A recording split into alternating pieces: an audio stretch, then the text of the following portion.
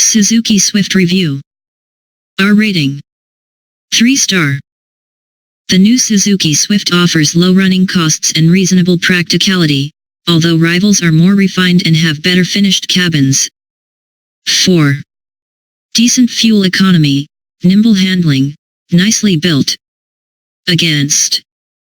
Road and wind noise at speed, ride is jittery, hard, scratchy plastics in cabin.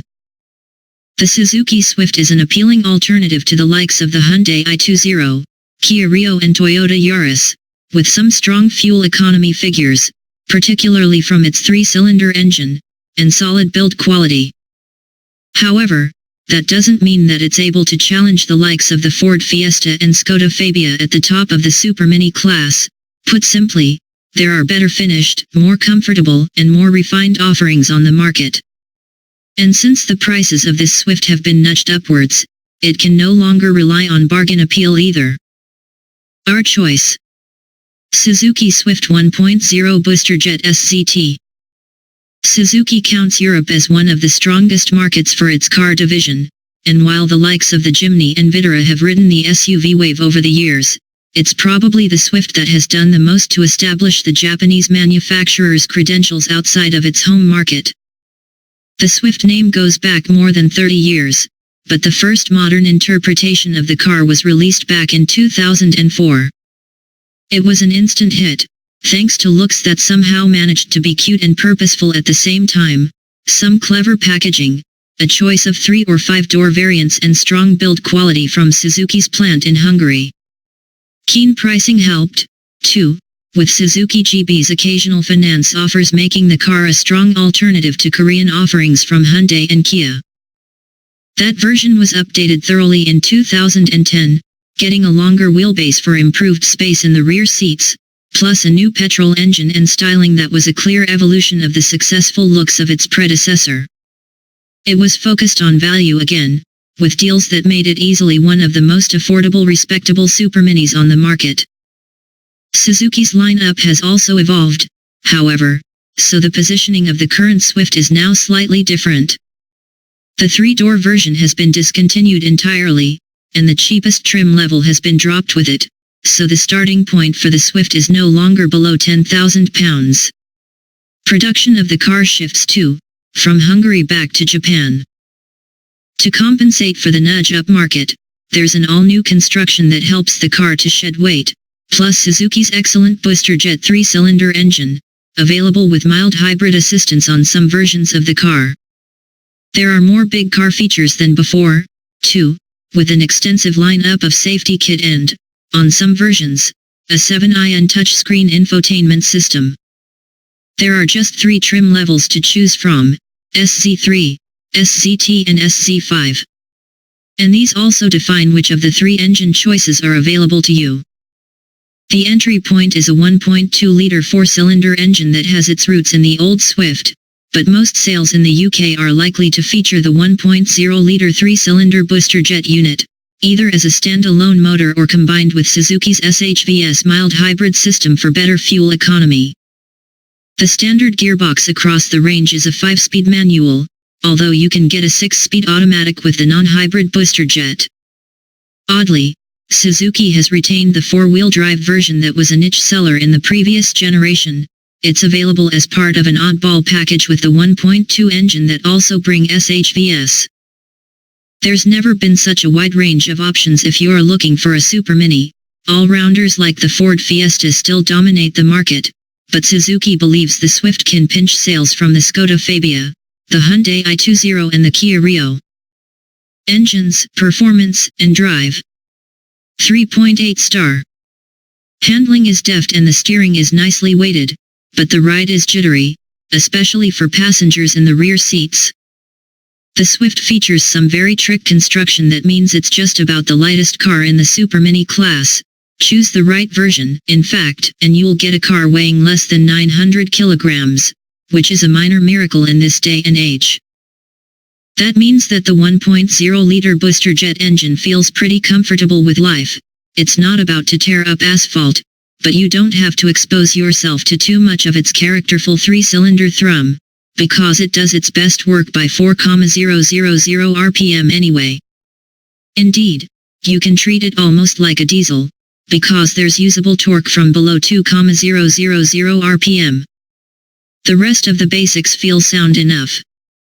The steering doesn't do an amazing job of communicating what the front wheels are doing, but it's nicely weighted and consistent, making it relatively easy to place the Swift in corners. The 5-speed manual gearbox has a pleasingly short throw and is happy enough to shift quickly, too. That shortage of mass means the Swift feels pretty agile, too, not as crisp as the Ford Fiesta, certainly, but a match for just about anything else. The car is happy to change direction quickly, and it stays admirably flat in corners. The trade-off for this is ride quality.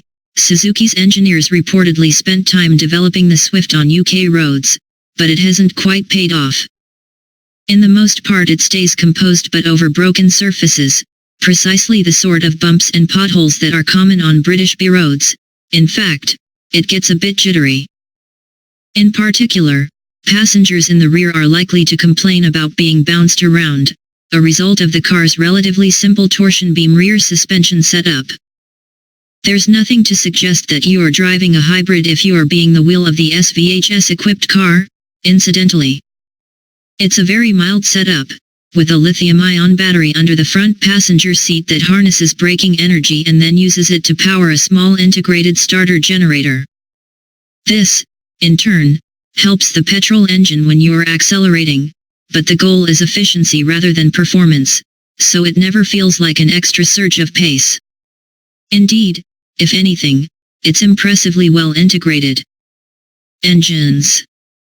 The most basic engine on the Swift is the 1.2-liter dual-jet petrol, a normally aspirated 4-cylinder unit producing 89 bhp and 120 Nm of torque. In this spec it's available with the entry-level SC3 trim only, and it's not the most rapid of vehicles. 0 to 62 miles per hour takes 11.9 seconds. However, there's no denying its fuel efficiency, with official combined economy of 65.7 mpg and CO2 emissions of 98 g/km. The heartland of the range is the 1.0-liter 3-cylinder booster jet.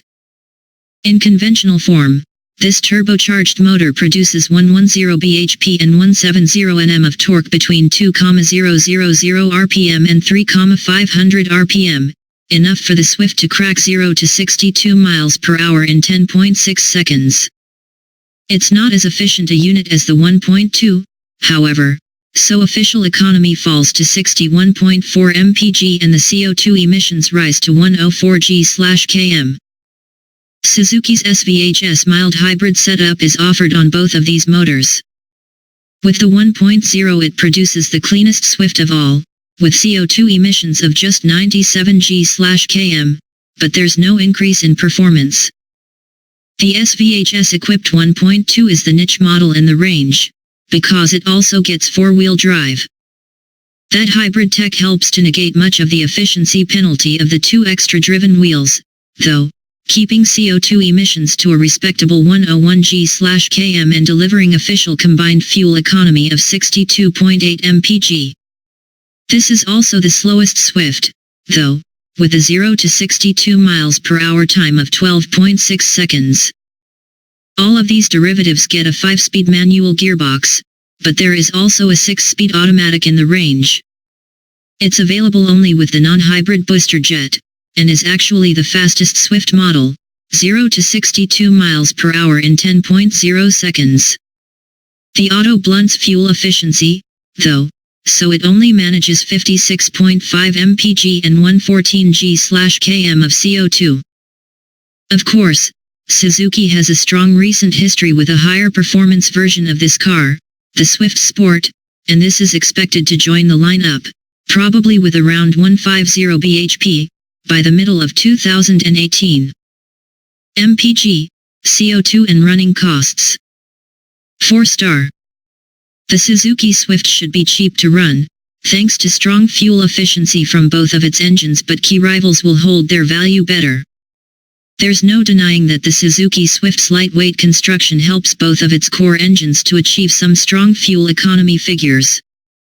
Go for the most basic unit of all, the 1.2-liter dual jet, and you're buying a car with CO2 emissions of just 98 g/km and official fuel economy of 65.7 mpg.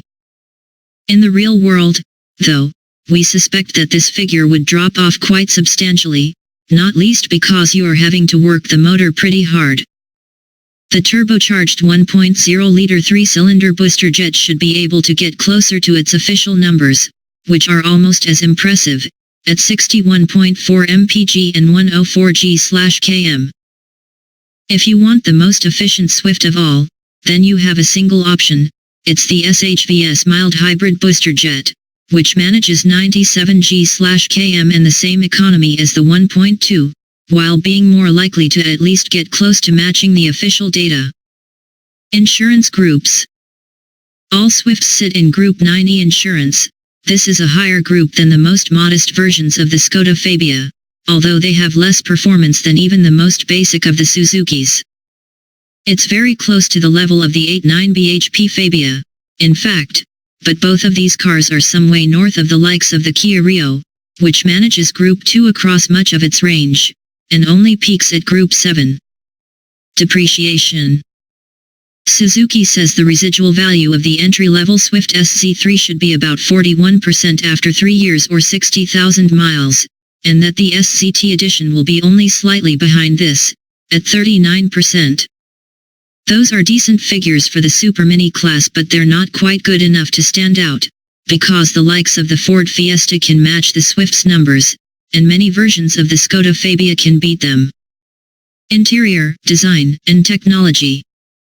3.5 star. Build quality feels good, but the finish of even higher spec cars is durable rather than plush. Suzuki expects few customers to opt for the most basic SC3 edition of the Swift, and we can see why. It does without any sort of central touchscreen system, and gets electric windows in the front only. However, it does bring aircon, LED daytime running lights, DAB, and Bluetooth connectivity. Mid-spec SCT looks the most appealing of the editions, because it brings a 7-inch infotainment screen that incorporates Android Auto and Apple CarPlay compatibility, so you can use selected apps from your phone, including navigation. You also get 16-inch alloy wheels and front fog lights. SC5 throws in a 4.2-inch display between the instrument dials, climate control, polished alloy wheels, LED headlights, and tail lights, adaptive cruise control, keyless entry, and reach adjustment on the steering wheel. It also adds Suzuki's own navigation software to the central infotainment screen. The interior design is neat, and all of the switches are in sensible positions. However, while there's no denying that it all feels tightly screwed together, the whole experience is short on flair. Even range-topping versions get swathes of hard, black plastic, with only a single color insert in the fascia to brighten things up. Indeed, there are precious few soft-touch materials throughout the cabin. The likes of the Ford Fiesta do a better job of feeling plush in the right areas, and it's a world behind the latest seat e-Visa in this regard. Set NAV, stereo and infotainment. The most basic SC3 spec brings DAB and Bluetooth compatibility, but the Swift's infotainment setup only really kicks off in mid-spec SCT and above. That brings a 7-inch infotainment screen that incorporates Android Auto and Apple CarPlay, allowing you to run apps, including audio streaming and phone-based navigation, via the large central display. SC5 adds a navigation system to the same display, but we're not sure it's worth the step up in trim level alone, because the software is a bit clunky to use and slow to respond to inputs. You get a noticeable delay as you are trying to input destinations, for example. In fact, the whole infotainment setup feels like it needs a quicker processor. It's easily overwhelmed by relatively simple instructions.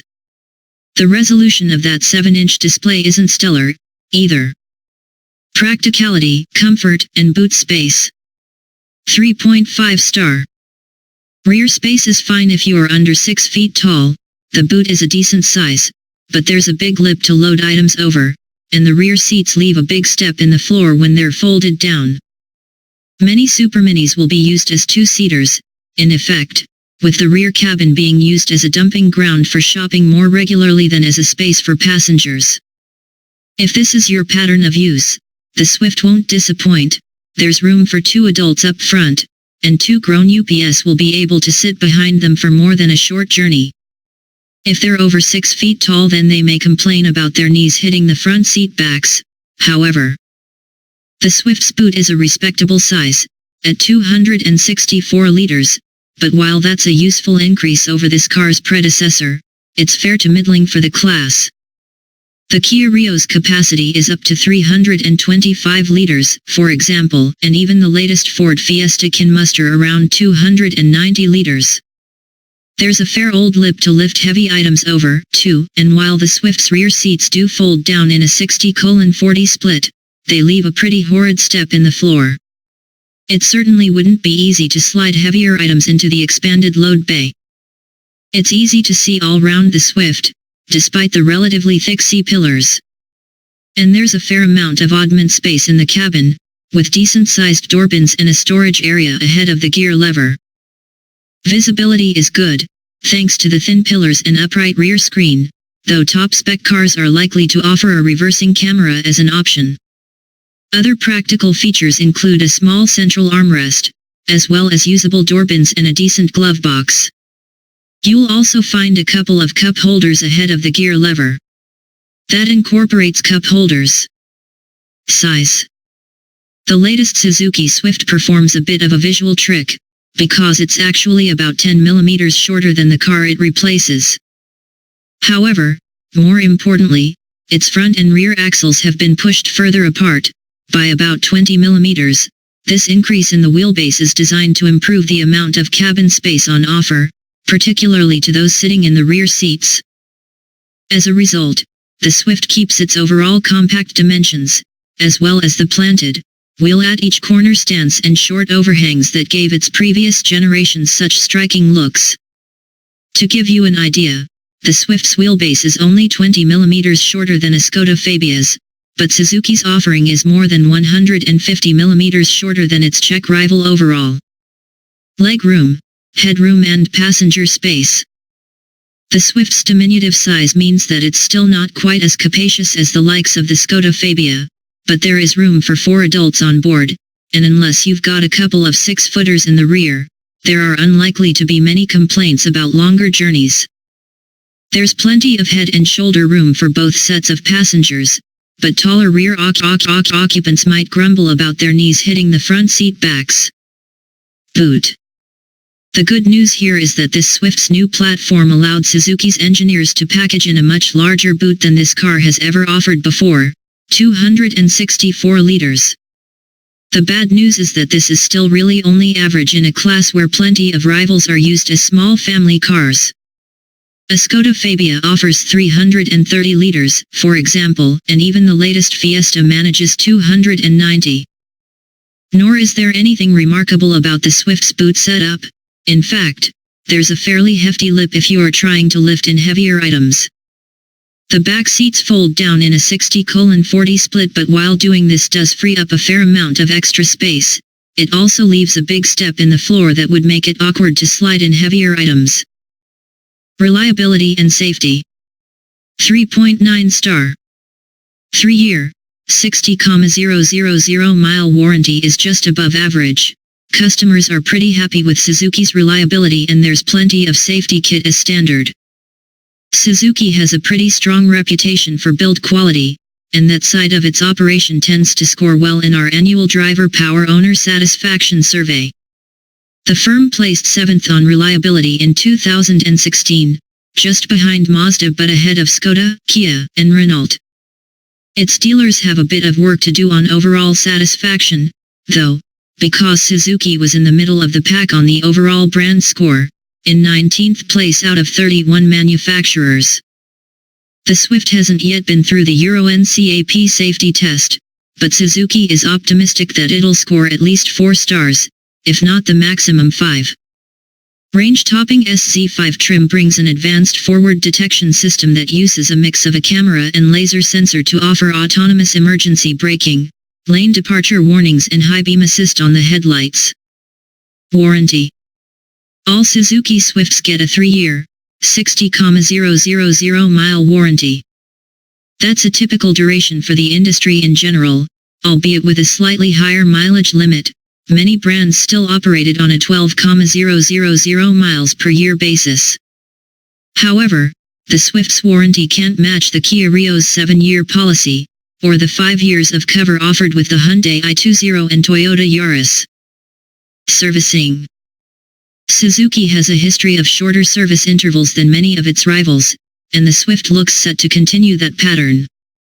Its service intervals are listed as every 12 months or 15,000 kilometers, just over 9,300 miles. That's a slightly shorter distance than you will find with many other super minis, although given how most Swift customers use their cars, the annual interval is likely to kick in before the mileage does anyway. We've yet to see any hard figures on how much the Swift will cost to service, but Suzuki has a history of being competitive on maintenance pricing, and of offering payment plans that allow its owners to spread the cost over a 12-month period.